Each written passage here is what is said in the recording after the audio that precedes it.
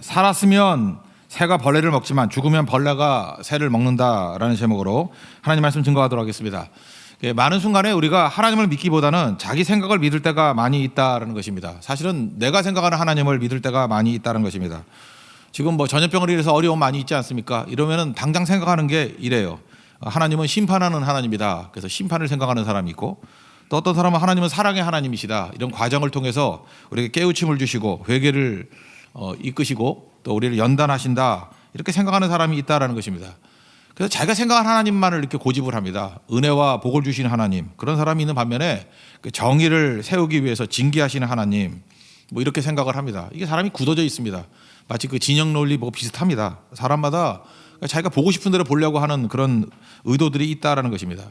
그래서 희망사항이 나중에는 이게 굳어져 가지고 신념이 될 때가 많이 있습니다. 희망사항이 신앙은 아니잖아요. 그래서 결국은 예수를 믿는 게 아니고 자기를 믿는 거예요. 자기 신념과 자기 희망상을 믿을 때가 많이 있다라는 것입니다. 인도 여행 다니는 분의 얘기를 한번 들어봤어요. 체험기인데 이제 향신료 가운데 저도 이제 후추를 좋아하거든요. 근데 그래서 가는 곳마다 뭐 비싸지 않으니까 뭐 몇천 원 안 하니까 그 후추 같은 거 이렇게 사서 먹을 때 있습니다. 이번에도 그 말레이시아 갔을 때 거기 후추가 참 좋더라고요.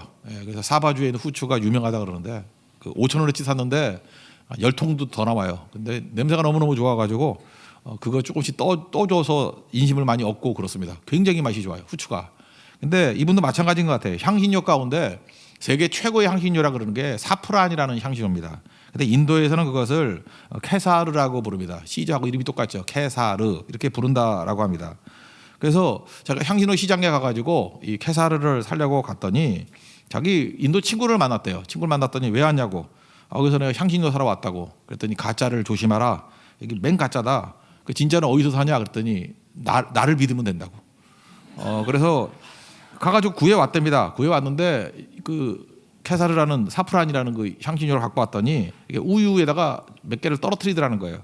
그랬더니 싹 녹으면서 노란색이거든요. 노란색 빛으로 싹 변하면서 향이 나더라는 거예요. 야, 이거 진짜구나. 친구 잘 만나가지고 가짜 아니 진짜를 사게 됐구나라고 기뻐했답니다.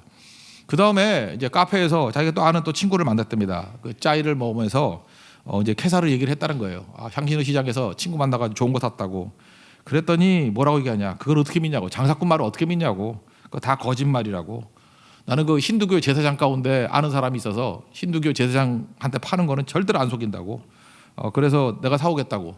그래서 그 사람이 또 사왔다라는 거예요. 사왔더니 또 우유에 타서 넣었더니 좀 천천히 녹더래요. 그래서 왜 그러냐 그랬더니 가짜는 착색한 거기 때문에 빨리 녹아버리고 이건 진짜니까 우려 나와야 되기 때문에 이렇게 천천히 녹는 거라고. 너무 기뻤답니다. 진짜를 만났다고.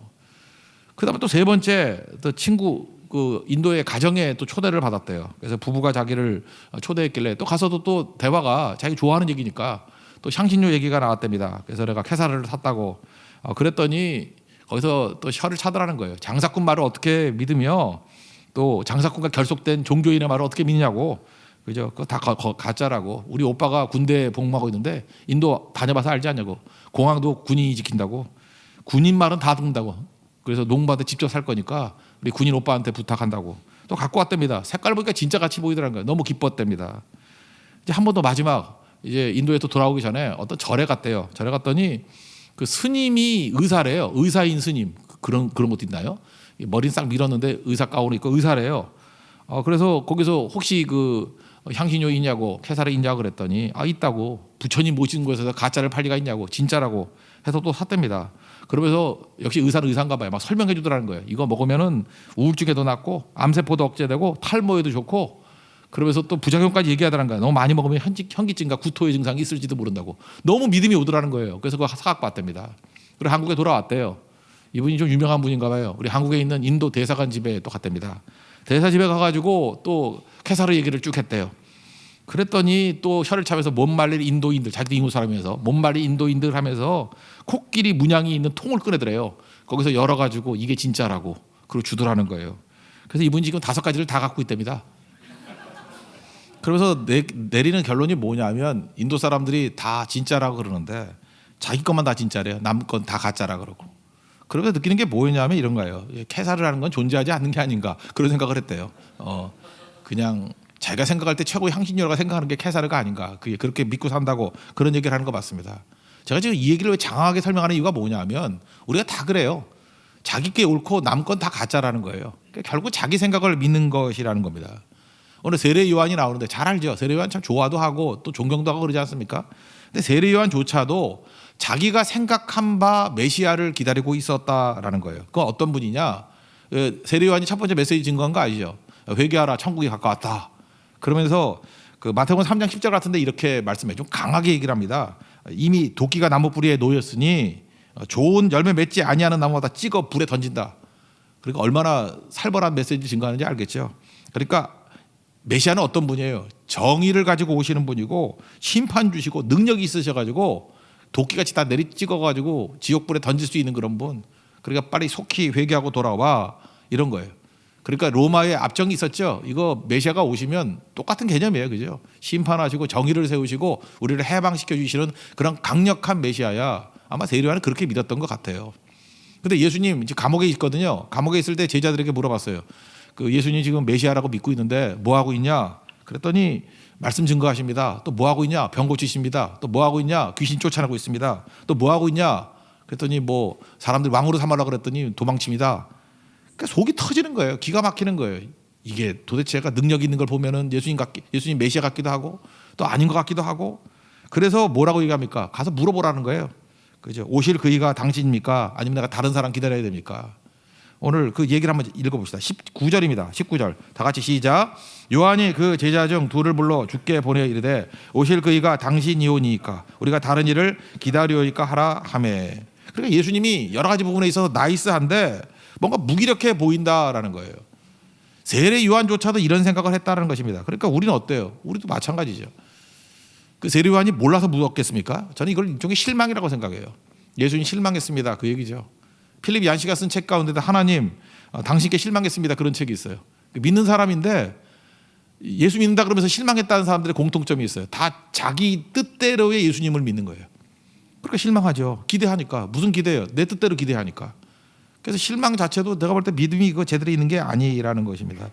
그래서 오늘 누가복음을 읽고 있는데 그런 사람에게는 내가복음이 또 있어요. 그죠? 내가복음이죠. 내가 생각하는 예수님이에요. 내가복음이라고. 그러니까 문제가 되는 거죠. 그리고 되게 그렇지 않습니까? 어떤 성도들 이렇게 신방 가가지고 얘기를 들으면 막 기쁘대요. 막 밥도 주고 막 그래요. 그래서 왜 그러냐 그랬더니 아들이 명문대에 합격을 했대요. 그 다음에 붙이는 말이 뭐냐? 할렐루야.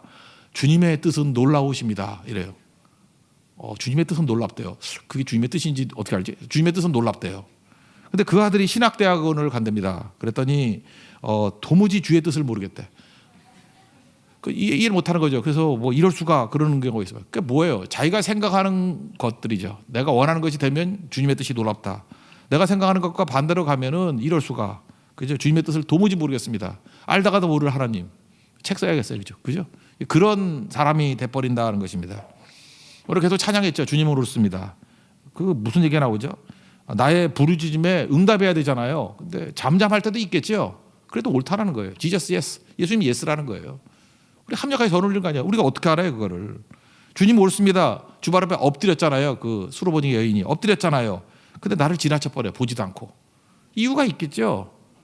그래서 주님이 옳다라는 거예요. 주님이 옳습니다.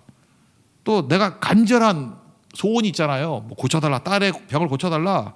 그래도 그 침묵하셔도 예수님 대답도 안 하잖아요. 그 이유가 있겠죠. 그래도 주님은 옳습니다. 지금 우리가 이렇게 어려움 당하고 있을 때 주님이 매면하는 같이 모이는 사람도 있을 거예요. 그래도 주님이 옳습니다. 어떻게 알아요? 모르죠. 얼마 전에 제가 창세기 39장을 강의하면서 그 요셉에 대해 설명했죠. 요셉이 형통한 자가 되었다고. 하나님께서 그와 함께 하심으로 형통한 자가 되었다. 이 형통이라는 히브리어가 살라흐거든요. 살라흐. 이거 뜻이 여러 개가 있다니까요. 첫 번째 뜻은 그냥 우리가 아는 대로 잘 된다예요. 잘 된다. 형통. 잘 된다. 근데 두 번째 뜻이 있는데 이게 여기 더 맞는 것 같아요. 앞으로 전진한다예요. 난관과 방해가 있다 할지라도 앞으로 전진한다. 그게 형통이에요. 그러니까 노예로 팔려가고 뭐 감옥에 들어가고 뭐 어려움이 있잖아요. 그래도 그 과정 속에서 요셉은 전진하고 있어요. 그게 형통하다.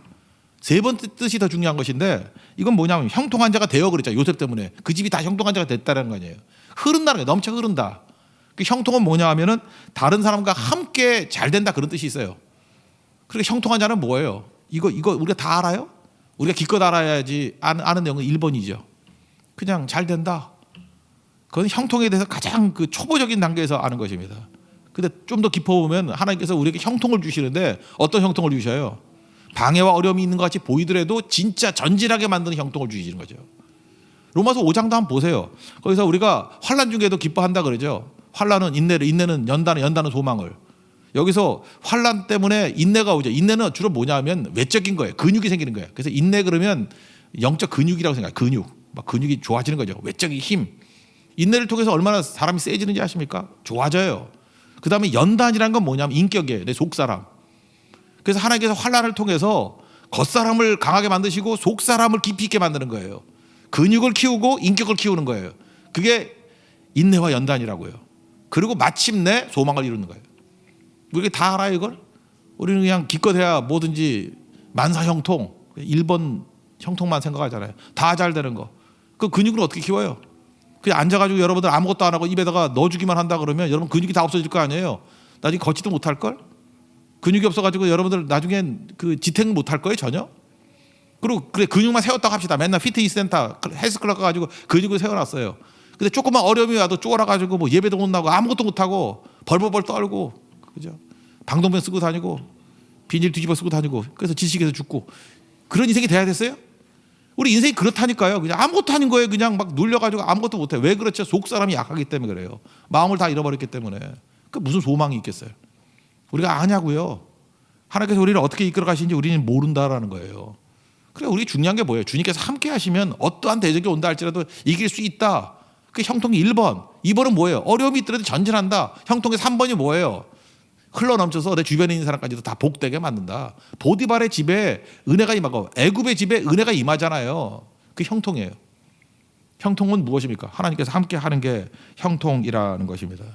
그러니까 주님을 받아들이는 게 되게 중요한 거죠. 그런데 잘 보세요. 내가 중심인 사람의 특징이 뭐예요? 못 받아들이는 거예요. 주님 영접이 안 되는 거예요. 요한복음 1장 12절 보니까 영접하는 자, 곧 그 이름을 믿는 자 동의어잖아요. 영접과 믿는 자, 하나님의 자녀가 되는 권세를 주셨으니 하나님이 하시는 거에 대해서 주님이 옳습니다 이걸 못하는 거예요. 맨날 내가 하나님이 돼서 내가 판단하잖아요. 내가 생각하기에 옳은 게 옳은 거예요. 내가 판단해서 틀린 건 틀린 거예요. 그렇게 대표적인 거죠. 세례 요한조차 그랬고 여기 나오는 사람들 뭐라 그래요? 그 아이들이 당시에는 놀이 많이 했거든요. 장례식 놀이, 결혼 놀이. 그 장례식 놀이 할 때는 이게 맞춰줘야 재밌잖아요. 누구 죽었으면 어이 이제가 먼저 오나 그럼 울어야 되는데 안 우는데 그런 놈 하나 있으면 재미 하나도 없죠. 안 그래요? 같이 해야지 뭐 되죠. 그거 모르세요? 뭐 007 빵, 007 빵 하면 뭐 같이 할 때 빵빵 해야지 그게 재밌는 거지. 007 그 친구가 앉아서 있으면 그 놀겠어요, 걔네? 또 하나 뭐야? 결혼식 놀이를 많이 했는데 그러면 춤춰야 될 거야. 춤추면 이렇게 막 노래를 부르면 춤을 춰야 될 거 아니에요. 근데 가만히 앉아가지고 있는 거예요. 그러니까 뭐예요? 분위기 못 맞추는 사람들이죠. 이게 뭐예요? 거절하는 세대라는 거예요. 왜? 지 생각에 사로잡혀가지고 맞추며 살아가야 되는데 그저 이렇게 동조하며 살아가고 영접하며 살아가야 되는데 그렇지 않다는 거죠. 이 받아들이지 못할 때 이게 이 시대의 특징이라는 거 아닙니까? 그게 뭐예요? 내가 주인이 인생을 산다라는 것입니다. 그래서 제자 보내고 난 다음에 예수님이 제자들 앉혀놓고 난 다음에 그 세례 요한에 대해서 그 평가를 내립니다. 일단 칭찬을 해요. 그러면서 한계도 이야기를 하죠. 그래서 26절에 보니까 뒷부분에 선지자보다 훌륭한 자니라. 그래 세례 요한 훌륭한 자야. 구약 시대의 대표로서 그만한 자가 없어. 인정함과 동시에 또 한 번은 그를 축소시키는 내용이 나와요. 28절입니다. 중요합니다. 28절 읽겠습니다. 시작. 내가 너희에게 말하노니 여자가 낳은 자 중에 요한보다 큰 자가 없도다. 그러나 하나님의 나라에서는 극히 작은 자라도 그보다 크니라 하시니. 그러니까 요한의 한계가 뭐냐면 세례 요한의 한계는 뭐냐? 자기 중심적인 거라는 거예요. 그리고 자기 방식대로 메시아가 일을 해야 된다는 것에 묶여 있다라는 것입니다. 그리고 세례 요한이 했던 건 뭐냐? 죄를 보긴 봤어요. 그래서 죄를 지적하는 것, 죄를 진단하는 것까지는 한다는 거예요. 그런데 그 하나님 나라에서는 지극히 작은 자조차도 세례 요한보다 크다 그랬죠. 우리 크리스찬들은 세례 요한보다 큰 존재. 왜요? 예수가 있기 때문에. 예수님이 어떤 분이에요? 죄를 진단하는 거에 멈추는 게 아니라 죄를 해결하시는 분이에요. 거친 십자가 믿고 의지하는 백성들은 죄를 해결되는 분이에요. 예수님에까지 나아가야 된다는 거예요. 죽음 가운데 놓여 있죠. 그걸 진단할 수 있어요. 네가 죽었다. 너는 지금 정의가 없다. 불이다. 이게 세례 요한이 하는 일이에요. 구약이 하는 일이라고. 근데 거기서 생명으로 건져내는 일, 그건 예수님만 할 수 있는 거예요. 그래서 우리의 해답이 무엇입니까? 세례 요한을 뛰어넘는 최고 해답은 생명과 능력 되시는 예수님 영접하는 거예요. 그러니까 우리의 삶은 딱 하나입니다. 예수님 영접하면 모든 걸 다 이길 수 있다는 거예요. 아까 형통이 뭐라 그랬어요? 하나님이 함께하는 거. 형통이 뭐예요? 예수님이 우리와 함께하는 게 형통이라는 거예요. 우리 그 얘기하는 겁니다. 예수밖에 없다는 거예요, 우리 안에. 예수님이 능력이고 예수님이 생명이라는 것입니다. 예수님 붙들면 다 승리하게 된다는 거예요. 그래서 그 제자들이 와가지고 메시아 맞습니까? 아닙니까? 이렇게 물어보면 맞다 틀리다 그러면 될 건데 예수님은 그렇게 얘기 안 하시고 오히려 메시아가 하는 일들에 대해서 설명해요. 여러분 이사야서를 보면요, 이사야 35장이 그게 메시아 내용이거든요. 장차 오실 메시아는 이런 분이다라고 하는 거. 여기서 제가 읽어드릴게요. 5절 6절만 읽어드리면 이사야 35장 5절입니다. 그때 맹인의 눈이 밝을 것이며 못 듣는 사람의 귀가 열릴 것이며 그때 저는 자는 사슴같이 뛸 것이며 말 못하는 자의 혀는 노래하리니 이는 광야에서 물이 솟겠고 사막에서 시대가 흐를 것임이라. 이 내용 그대로 지금 이제 인용하고 있는 거죠. 메시아의 특징, 구약에 한 번도 이루어지지 않았던 신약에서만 나타나는 대표적인 특징이 뭐냐면 맹인이 눈을 뜬다는 거예요. 구약에 그런 기적이 있었어요, 없었어요? 엘리야, 엘리사, 모세 누구에게도 없었어요. 근데 메시아가 오면은 첫 번째가 뭐냐면 맹인이 눈을 밝힐 것이며 맹인이 눈을 뜬대요. 그래서 신약 성경에 보면은 그 눈먼자가 눈 뜨는 얘기 되게 많이 나오죠. 이게 뭐예요? 이분이 메시아다 이 얘기예요. 이건 이스라엘 백성 다 알고 있는 얘기예요. 첫 번째. 그다음에 두 번째 나온 게 뭐 귀가 열린다. 이건 두 번째고. 하여튼 맹인이 눈 뜨는 게 중요한 거예요. 맹인이 눈 떴다. 이건 메시아라는 거예요. 그러고 난 다음에 한번 선언을 보세요. 세례요한한테 가서 이렇게 전하라. 21절 22절 다 같이 읽겠습니다. 시작. 마침 그때 예수께서 질병과 고통과 및 악귀에 들린 자를 많이 고치시며 또 많은 맹인을 보게 하신지라. 예수께서 대답하여 이르시되 너희가 가서 보고 들은 것을 요한에게 알리되 맹인이 보며 못 걷는 사람이 걸으며 나병한 자가 깨끗함을 받으며 귀먹은 사람이 들으며 죽은 자가 살아나며 가난한 자에게 복음이 전파된다 하라. 무슨 얘기예요? 야, 너 구구한 소리 하지 말고 메시아가 어떤 존재인지 구약 성경에 나와 있지. 지금 그거 하고 있잖아. 그러니까 메시아라는 거죠. 이건 고린도전서 4장 20절의 말씀과 똑같은 거예요. 하나님의 나라는 말에 있는 것이 아니라 능력에 있습니다. 자, 구구한 말 갖고 얘기하려고 그러지 말고 능력을 보라는 거예요. 예수님은 뭐예요? 능력이십니다. 예수님은요, 우리에게 그 사망의 권세를 물리치시고 생명 주시는 능력이에요. 우리가 어떠한 죄가 있다 할지라도 죄 사할 수 있는 능력을 갖고 계신 분이라고요. 이런 놈의 이거 전염병 이런 게 문제가 아니죠. 10가지 재앙. 애굽에서 10가지 재앙이 뭐예요? 그게 뭐 전염병부터 시작해서 뭐 온갖 재난들 아닙니까? 근데 하나님께서 함께 하시는 백성들 그게 어떻게 패스오버 다 넘어가잖아요. 지켜주시잖아요. 붙들어 주시잖아요. 믿습니까? 그게 능력의 능력. 그러니까 예수밖에 없다는 거죠. 그러니까 예수님 붙들어야 되는 거예요. 지금 어떻게 이거 이겨내느냐 딴 싸움이 아니라 예수님 붙들고 그 안에서 지혜와 능력으로 풀어나가는 것들 함정까지 서로 누리는 거죠. 우리에게 나쁜 거 주시겠어요? 그러니까 문제는 뭐예요? 여러분 그런 얘기 하잖아요. 뭐 어떤 뭐 바이러스가 온다 할지라도 면역력이 있으면 그죠? 이게 좋다고. 지금 여러분들 다이어트 절대 하지 마세요. 살이 중요한 게 아니에요. 약간 10% 20% 살이 찌는 게 좋아요. 그럼 바이러스가 웬만하면 다 이긴대요.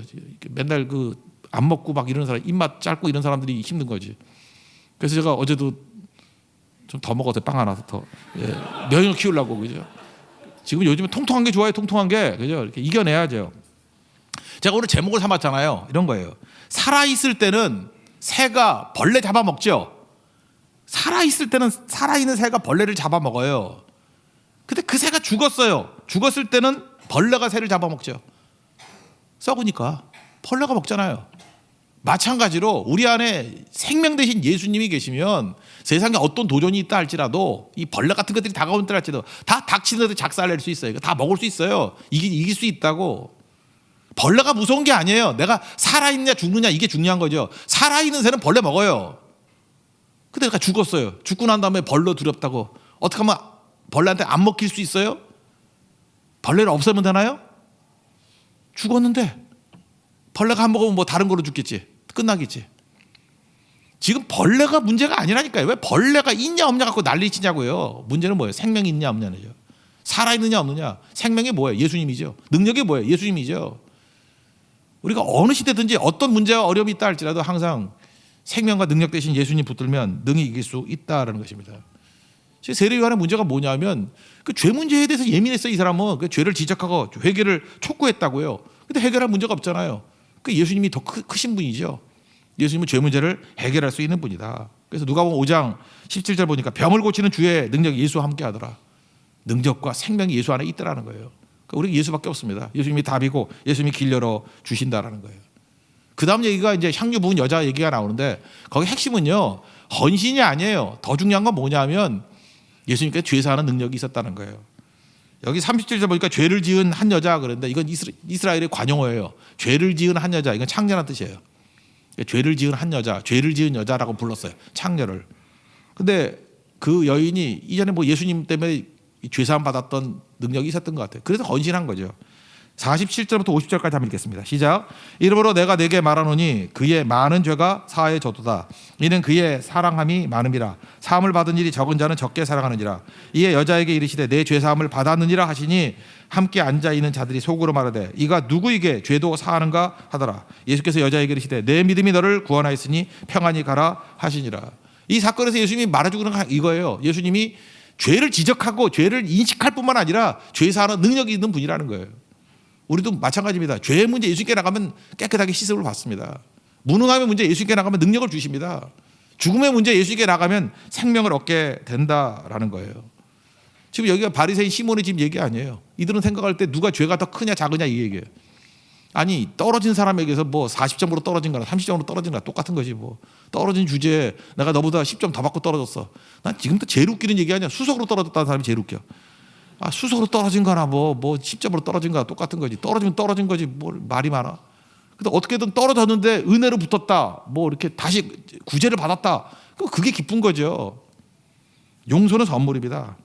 예수님이 죄사함의 선물을 주셨잖아요. 이 은혜죠, 은혜. 그래서 은혜에 감격하니까 이 여자가 어떤 일이 벌어져요. 은혜에 감격. 그게 믿음이거든요. 믿음으로 죄사함을 얻었다고요. 그러니까 그 다음에 헌신이 가능한 거죠. 여기서 이 헌신은요, 믿음에서 나오는 헌신이에요. 사람 쳐다보지 않고 예수님 바라봤을 때 나타나는 헌신이라고. 그래서 헌신을 하자라는 슬로건이 아닙니다.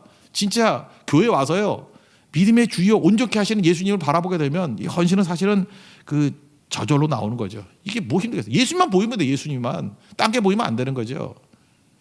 그 인도 얘기 하나 더 한다 그러면 그 무굴 제국 때 얘기인데 아크바르라는 왕이 있어요. 아크바르 왕.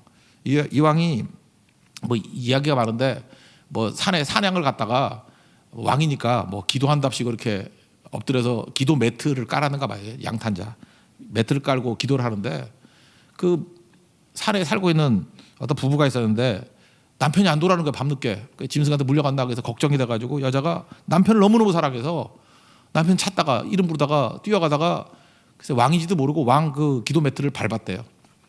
왕이 너무 화가 나가지고 저 여자 잡아 그래서 이제 죽여버린다고. 뭐 왕이니까 그럴 수 있겠죠. 그러면서 이제 너 왜 왕의 기도 매트를 밟았냐고 이제 죽이겠다 그러니까 그 여자가 마지막에 한마디만 하겠다고 말을 하더라는 거예요. 내 마음에는 왕이셔. 내 마음에는 오직 남편밖에 없습니다. 난 남편 너무너무 사랑합니다. 남편이 지금 죽었는지 살았는지 너무 걱정이 돼가지고 남편 생각으로 오로지 사랑해가지고 뛰어갔다고. 나는 기도 매트를 밟았는지도 몰랐다고. 왜냐하면 난 느끼지도 못했다고. 뭐 밑에가 뭐 매트인지 뭐 흙인지 알지도 못했다고. 근데 내가 하나 물어보자고. 나는 오로지 남편 생각밖에 없었기 때문에 뭘 밟았는지 안 밟았는지도 느끼지 못했는데 왕은 하나님께 기도한다면서요? 근데 하나님만 생각하는 사람이 어떻게 밟았는지 알았냐고. 그 나이롱 아니냐고 뭐 이런 식으로 물은 거죠. 또 이게 죽으라고 작정하는 거예요 여자가. 근데 또 이거에 은혜를 받았어요 왕이. 그 네 말이 맞다. 내가 진짜 하나님 신에 대해서 생각을 안 하고 엉뚱한 데 생각을 하고 있으니까 이렇게 된 거지. 이런 거죠. 우리 진짜예요. 우리 예수님만 바라본다 그러면요 딴 게 안 보이죠. 세상과 나는 관계없고 오직 구속한 주만 보이도다. 그렇게 되는 거죠. 우리가 지금 이 어려움이 있을 때마다요 우리 생각이 될 게 뭐냐면 여러분 삶의 어려움이 뭐 죽을 때까지 올 거 아닙니까 계속. 그때마다 환경 쳐다보고 이것저것 쳐다보면 안 돼요. 주만 바라볼 때 문제 해결이 되게. 주님이 뭐라고요? 생명 주시고 주님이 우리에게 능력 주시는 분이에요. 주님만 바라봐야죠. 세례요한도 지금 주님 안 바라고 딴소리 하니까 문제가 되는 거고 이 죄를 지은 여자 뭐 나중에 마리아라 나오는데 향유를 부은 여인 예수님만 바라보니까 문제가 풀리는 거 아니에요? 뭐 이런 얘기 비슷한 얘기 또 하나 있죠. 뭐 어떤 수도원에 어떤 사람이 뭐 도닦으러 들어갔대요. 수도원에. 그랬더니 이제 같이 그 뭐 수련하는 사람들 중에 뭐 좋은 사람만 오겠어요. 너무 말이 많고 잡담하고 뭐 쓸데없는 소리 해가지고 집중이 안 돼. 우리 교회 와서도 그러잖아요. 이 교회는 은혜가 안 돼. 왜냐하면 교인들이 너무 안 좋아. 맨날 시시껄렁한 얘기를 하고 뭐 자기 혼자 옳다는 거죠. 똑같은 거예요. 또 그죠? 캐사르 향신료하고 똑같은 거예요. 내 것만 진짜고 다 가짜라는 거예요. 왜 이따 이 것들이 다 있냐? 그 투덜투덜 하더라고요. 그래서 딴 수도원 간다고. 근데 수도 원장이 그러더라는 거예요. 떠나기 전에 간단한 일이니까 이거 하나 순종하고 가라고. 컵에다가 물 가득 채우고 수도 3바퀴만 돌라고. 너무 어려운 것 같지도 않아가지고 했대죠. 뭐 다 하는 얘기 아니에요, 그죠? 그래서 이게 흐르면 안 되니까 한 방울 흘리면 안 된다고 얘기하니까 그러니까 조심스럽게 걸어야 될 거 아니에요. 그래서 3바퀴 돌았대요. 그러고 난 다음 수도 원장이 물었대요. 너 이거 3바퀴 도는 동안에 잡담이 들리던 안 들리더라고. 수근수근하는 얘기가 들리던 안 들리더라고. 네가 그렇게 얘기하던 그런 더러운 얘기들이 들리던 안 들리더라고. 왜 그렇죠? 물 쏟아지지 않으려고 집중했기 때문에, 몰입했기 때문에. 우리가 잠깐만 이런 소리 저런 소리 잠깐만 들리고 뭐 시험에 들었다, 뭐 실망했다 이런 이유가 뭐냐면 주님 안 쳐다봤기 때문에 그래요. 아니 교회 와가지고 예수님 안 쳐다보고 뭘 쳐다보는 거예요? 이 땅을 살아가면서 주만 바라보고 살아야지 대체 무슨 소리 듣고 뉴스 듣고 살 거예요? 말씀 듣고 사는 거지? 이게 하나님 백성들이 살아가는 방식이라는 것입니다. 예수밖에 없습니다. 오직 예수밖에 없어요. 우리가 은혜로 승리하는 거지 우리가 준비한다고 이기는 게 절대로 아니라는 것입니다. 이 마리아 보세요. 이 보통이 아니에요. 예수님밖에 안 보이잖아요. 원래 죄 지은 여인이니까 창피하죠. 오면 막 비난할 거 아니에요. 바리새인 집이에요. 비난하고 막 뭐라 그러고 그럴 거 아니에요. 그런 신경도 안 써요. 예수님만 바라보고 나가는 거예요. 오직 예수님밖에 없어요. 누가 수군대든 말든 오직 시선이 모든 시선을 주님께 돌리고 주님밖에 없잖아요. 그리고 제가 어렸을 때도 기억나요. 우리 사촌 누이가 한 분 계셨는데 머리카락이 좀 길었어요. 근데 내가 뭐 이렇게 뭐 흑장난 하다가 머리카락 맞았다가 돼지게 맞았네. 엄청 맞아가지고 지금도 기억나요. 그 LA 사는데 그분은 내가 지난번 물어봤더니 자기는 그런 기억이 없대. 그러니까 원래 가해자는 기억을 못해. 피해자만 기억을 하는 건데 엄청 맞았거든요. 그래서 내가 그때 깨달았어요. 중학교 한 1, 2학년 때인데 여자들이 머리카락을 되게 귀하게 여기는구나. 그리고 우리 교회도 어떤 자매, 뭐 이렇게 찬송 인도하는 자매도 보니까 뭐 티나 터너 같이 이렇게 머리 붕 뜨게 하고 왔더라고. 내가 볼 때 망치 넓은 머리 같은데 저게 압구정도에서 30만 원 주고 했대. 그래서 내가 볼 때 놀란 게 2가지예요. 30만 원을 들여서 저렇게 망칠 수도 있구나라는 것과 또 하나가 아니 머리에 30만 원을 들이는구나. 내가 감사했어. 이거 없는 거에 대해서. 그죠? 이렇게 머리에 대해서 30만 원이나 드릴 수 있구나. 뭐 몇 가지 놀랐는데 또 하나 놀란 게 뭐냐면 여자들에게서 머리카락은 생명이구나. 그죠? 생명이구나. 근데 여기 들어오면은 뭐 이렇게 발 씻은 물도 주고 뭐 그런다면서요. 감람주도 주고 뭐 싸구려 기름이에요. 그죠? 근데 이 여자는 어떻게 해요? 그 비싼 향유를 깨가지고 갖다 붓죠. 이게 뭐 굉장히 비싼 거래잖아요. 1년치 월급 등록 하는 거. 향유. 그리고 머리털로 닦았다는 건 무슨 얘기예요? 머리털로 닦았다는 거. 머리털. 가장 여자들이 귀하게 여기는 머리털. 지금 여러분 머리 이게 손만 대도 막 발을 내잖아요. 근데 그 머리털을 걸레로 사용했다는 거 아니에요. 그 헌신이 어디서 나오는 거예요? 예수님만 바라보는 그 몰입, 사랑 거기서 나오는 거예요. 오늘 메시지가 이거예요. 우리도 뭐 머리카락 길러서 발 닦자 그 얘기가 아니고 주만 바라보자는 거예요. 왜 이것저것 쳐다보는 거예요. 세례 요한조차도 지금 어떻게 보면 약간 딛고 나가는 거죠. 자기 뜻에 사로잡히는 건 신앙 아닙니다. 주님은 옳습니다. 주님이 하신 모든 일이 옳고 주님의 은혜를 구합니다. 그 은혜에서 죄사함이 있고요. 그 은혜에서 능력이 있고 그 은혜에서 우리가 살아날 수 있는 힘이 있게 된다는 것입니다. 그것을 누릴 수 있는 믿음의 종되기를 축원합니다. 자리에서 일어나겠습니다. 하나님의 은혜 찬양하겠습니다. 오직 주님만 바라보는 은혜를 바라보는 종되기를 원합니다.